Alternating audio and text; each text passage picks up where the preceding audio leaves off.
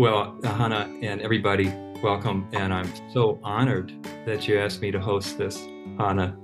And I am so proud of you for what you've done here and grateful to you for what you've done for the field of psychology, for the three principles, to lay out the story of what has happened in the last 40 some years with our field. And, Mhm. I've been I got into this profession because I wanted to help alleviate the suffering in the world. And as a psychologist, I was just taught about diagnosing people. That was our job. Psychiatrists like Bill Pettit did the work. They refer to them after we diagnosed them. So I just learned about testing and diagnosing and Rorschachs and MMPIs and all of that. But we didn't get much training in actually helping people. We didn't really know how. And so I just started learning techniques, and the results were very inconsistent. Uh, People never really achieved mental health. At the best, they had some symptom reduction. But when I met Sid, I realized uh, when I met him that this was truly a paradigm shift for the field of psychology. That this was not about mental illness, this was about mental health, reawakening the mental health in people by a simple understanding, a profound understanding of the principles behind our moment to moment experience. And so for me as a professional therapist, immediately alleviated my suffering, my burnout, my stress from doing what I thought was a really hard job.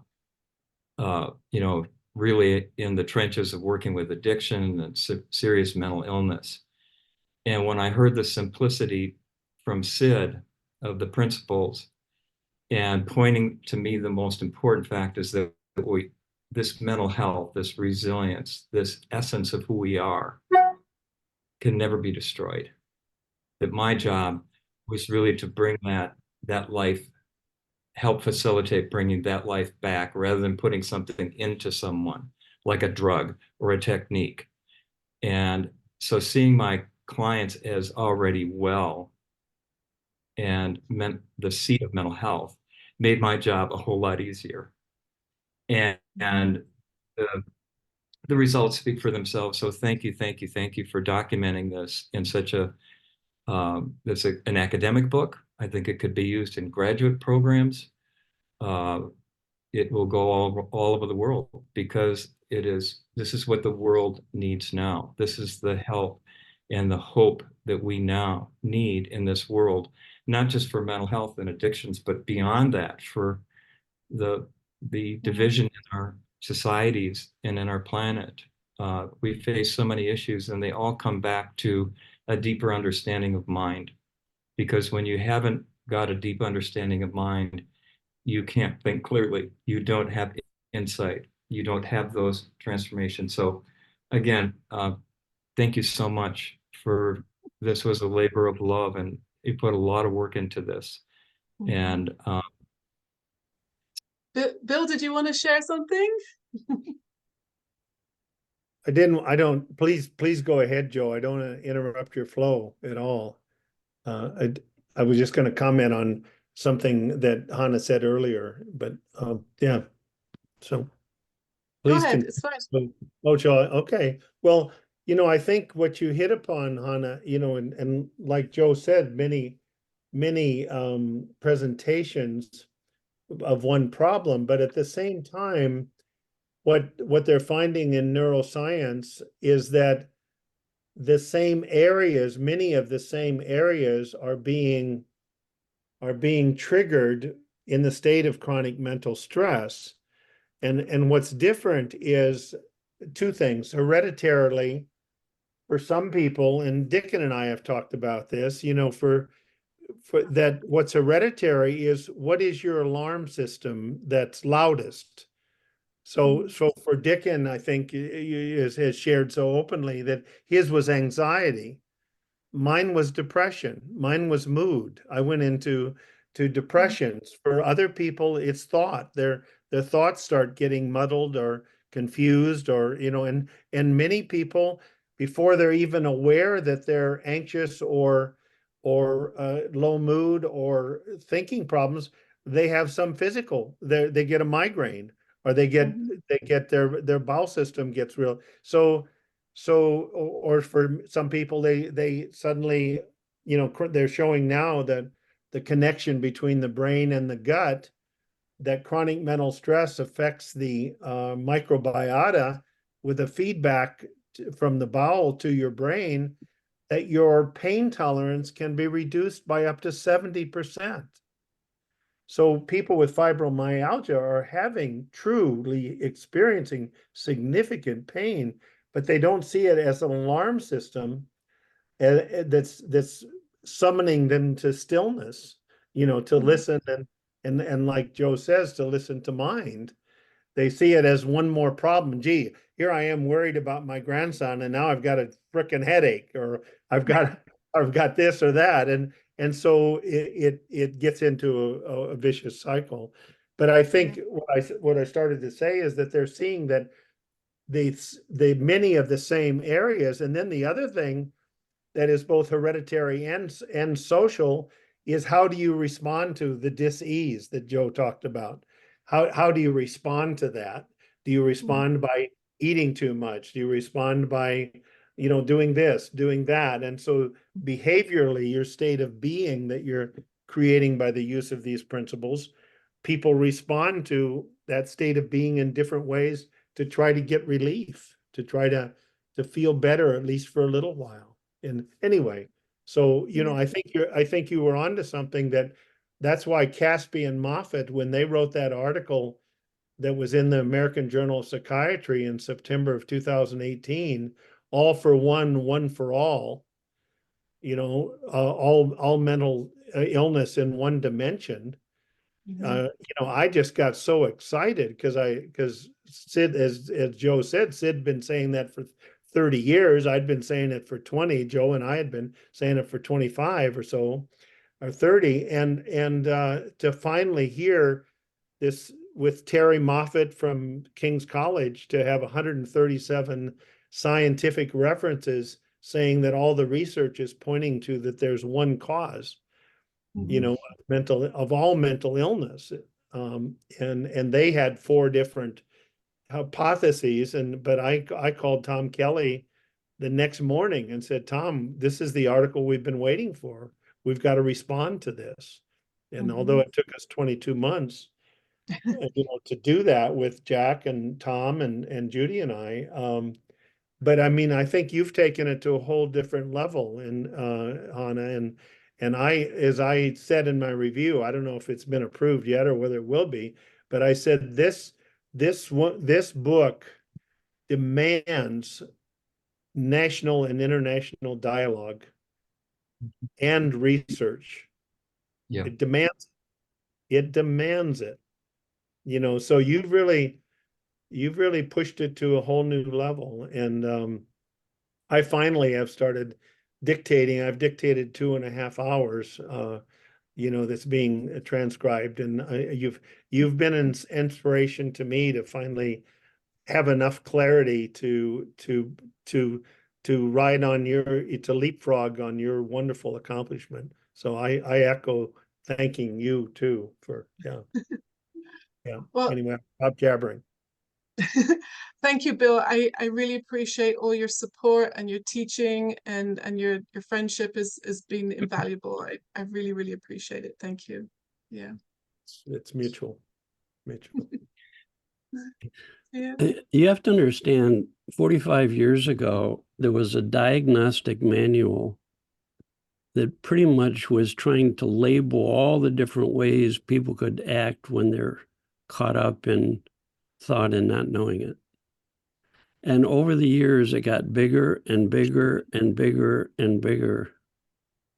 And it was really, the thicker it got, the more hopeless and discouraging it seemed for people who ended up being labeled with an incurable illness that they would have to learn how to cope with. So I loved how you organized your book. I love the introductory chapter to a category, and then examples of variations.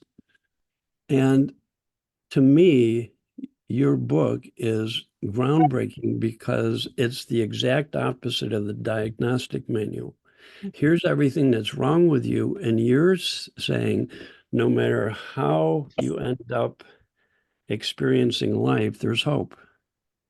And it's like the biggest book of hope that's out there right now for people who find themselves struggling. So, like Bill mentioned and Joe have mentioned, I just hope this circulates everywhere in the world because it's going to help that dialogue get going that's so necessary or to continue, that there are cures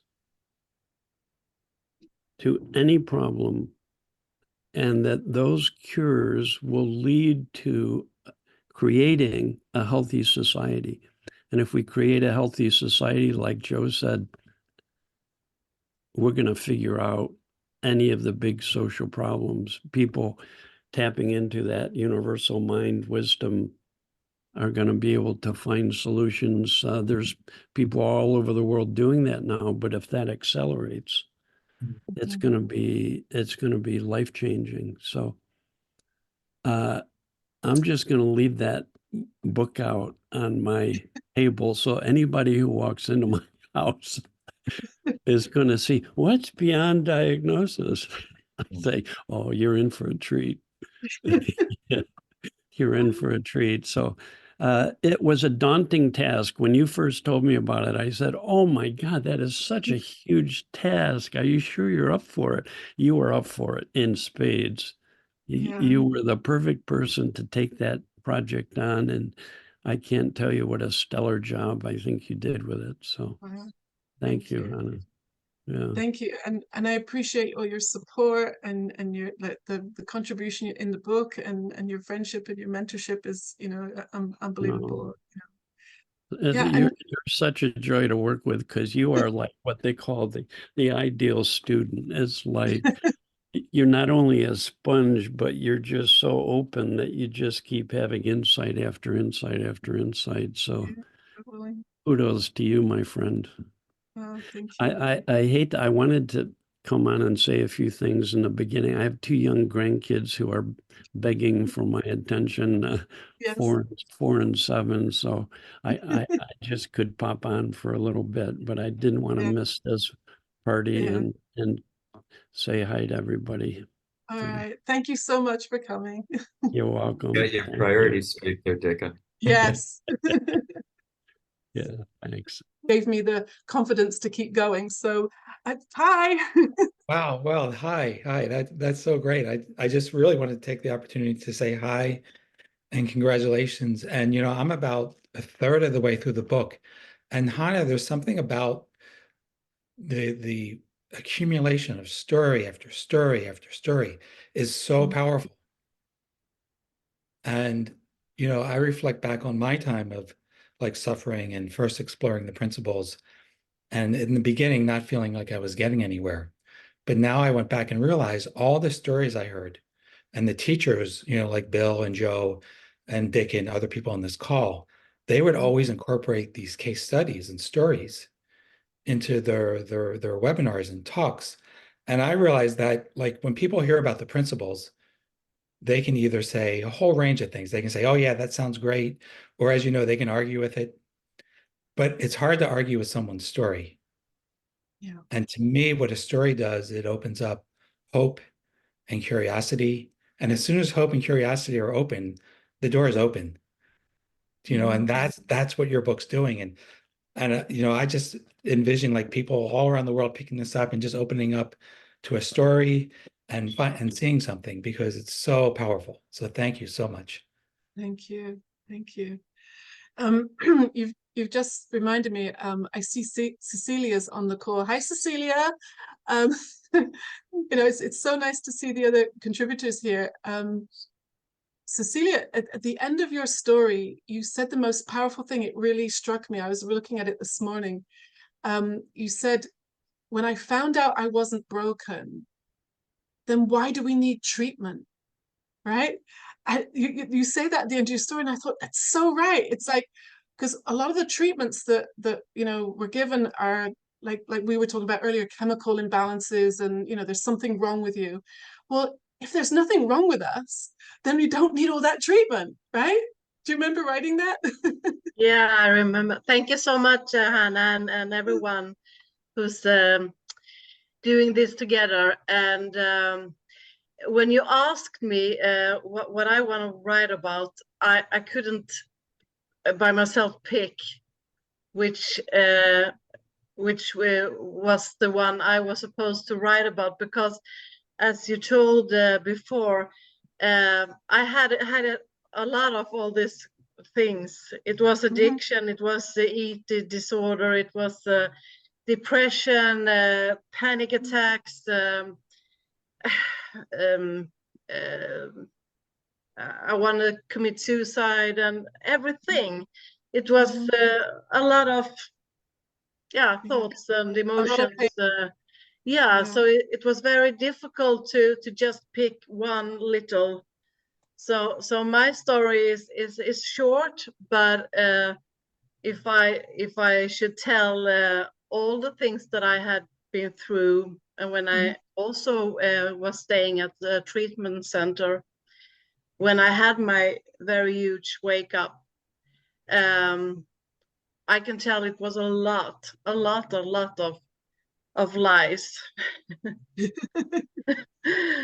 So everything came to just packed on one thing, thought. Yes. And how I experience this life. So yeah, thank you. Life isn't simple, but there is a simplicity to know that you are guided from within. But I still, like you say, we go in and out, and I really feel all my emotions, and still do, even if I have recovered from a lot of stuff. So I still feel. I'm free to feel. So nice. So when people say, "Oh, it's over," no, it's not over. Life is. We go in and out when we have it all emotions. So thank you for asking me to be in this together with all of you. No, thank you. I know there's some other contributors here on the call. Does anybody else whose story's in the book? Does anybody else want to say anything? Or so we've only got a couple of minutes left. Hey, Patty. Patty said Patty's story is in the book. Hi, Patty. Hey, how are you? Good. I'm going to tell you why I'm excited about this book. Okay, I have so many things I want to say, but I'm going to tell you why I'm excited about this book. Because I work for a family practice. I do the front desk, I'm the chick that answers the phone. But my boss and I, because I do 3 principles and we've been talking about this, she's actually asked me to start a new program with her called the Collaborative Care Model, where she is the physician taking care of physical health, and I will be the counselor taking care of mental well-being. What I love about your book is I can use it. I can use stories and say, look, like Heavy's on this call, and her story was so helpful for us very recently with a patient to say, look, here's the hope, here's the story, let me read it to you, let me show you what's possible. So I'm excited about this book because I think I'm going to be using it on the daily. Thank you. Yeah, Patty wrote her grief story in the book, so I really appreciate you sharing that with us. And it's really amazing, and it doesn't surprise me that she wants you to to help with the clinic. That's great. Yeah, well, we'll see how it goes. I'm excited, so we'll see. Yeah, thank you. And Pallavi's here. Hi, Pallavi. Hi. So nice to see you. Congratulations to your book. It's such an amazing project. And I just wanted to say thank you for asking me to contribute with my story. It was really nice for me too to yeah, write about it and like see the whole thing again, how much Mhm. change has happened. Yeah. And to me it just feels like I mean, the main thing for me was fibromyalgia and chronic pain, but there has happened so much change through understanding the three principles or understanding part of what it is talking about, and it has just become part of my daily life in every issue and everything that's happening. So I'm very grateful for it, and I'm still very grateful that you found me in the Facebook group. Yeah, of And yeah, course. I hope the book is spreading far and wide. Yeah, yeah, thank you. Thank you. Yeah, so nice to see you. Thank you. So, Joe, we're Thank you. almost, I think we're out of time almost. Yeah, it's 12:02 here. Yeah, so I just wanted to talk about what's next because, like we were saying, I think this is going to be a wonderful resource for everybody. I wanted it to be like Patty was just saying, something that we can all draw on. So I've made a website to go with the book. It's called beyonddiagnosis.com, but there's a hyphen in the middle. So it's beyond-diagnosis. It's just easier to type. And I've got a page on there where people can add in more stories. So if people, any of the coaches, if they want to send in, case studies, or if you have clients or patients who are in the future are having, great recoveries, great transformations, then they can also add in their stories. So this is going to be like an ongoing resource, so we can keep adding to it. So feel free to look there. There's a page for where we can add more stories. And the other thing is I'm going to do a kind of a masterclass book study on this. I'm going to wait a couple of months because it's so big, right? I know it's going to take everybody a few months or whatever to read through the book.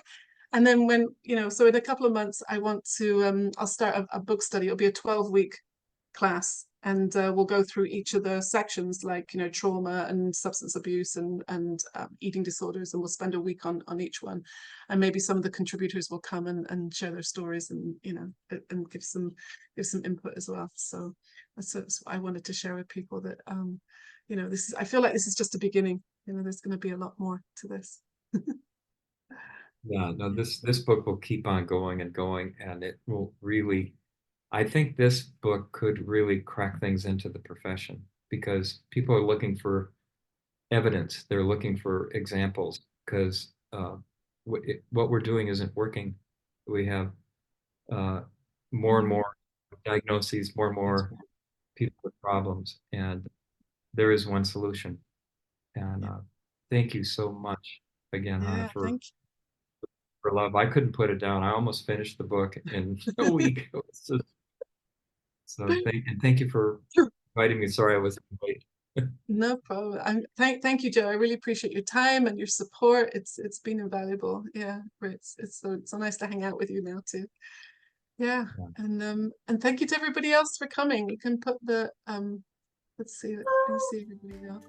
So thank you, everybody. I really appreciate your support and all your contributors. From the bottom of my heart, I really appreciate your everything you've done, and your stories are amazing. Thank you. Thanks. Thank you. you. Bye. Bye. Bye. Thank you so much, Hannah. Thank you.